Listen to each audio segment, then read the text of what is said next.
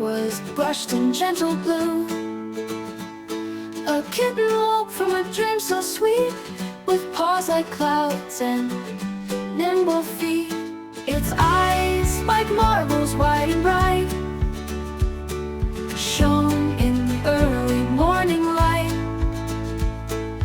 Whiskers twitching, ready to play, it set out to explore the day.